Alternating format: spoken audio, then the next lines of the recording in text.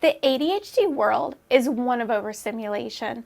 In fact, it's really recognized that those with ADHD oftentimes also experience sensory processing disorder or some level of sensory challenges because the ADHD brain is just so frequently overstimulated and overwhelmed by the environment around them.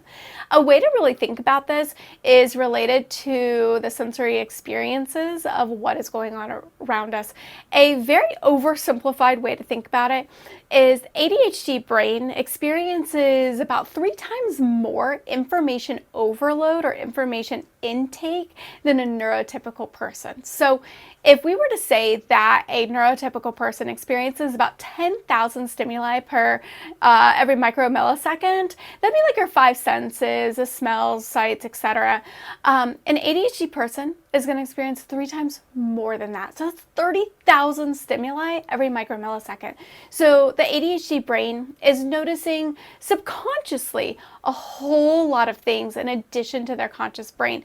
Now, there is a real gift in this because that overstimulation really helps those with ADHD recognize patterns or notice things before they occur so much more frequently than other people. But it also keeps them in a really hyper-aroused state, and it makes it where it's really overwhelming for most people with ADHD because it's almost like this, I'm always looking for what's going to happen next because their brains are pre-programmed to look for the chaos.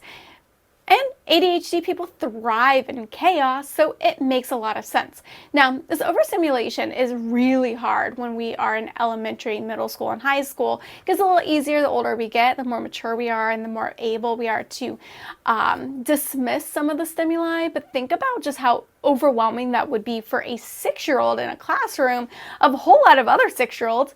That's a lot of chaos, a lot of noise that the brain is trying to really focus in on. That's why our ADHD kids struggle so much in the elementary classroom. Now, as an adult, an ADHD person can really set them up for success in a whole lot of different ways. ADHD people really thrive in high chaos environments or chaotic, fast-paced environments. So they frequently do well in the military or as airline pilots. They do well in the emergency room or any form of surgeons. Oftentimes they might be found in the stock market or as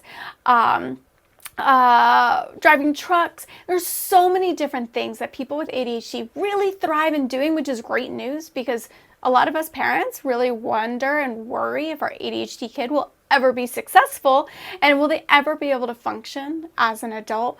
The good news is yes, absolutely. Our job is to scaffold for their success so they can get out of the home and get into a work environment that is really conducive to the ADHD brain.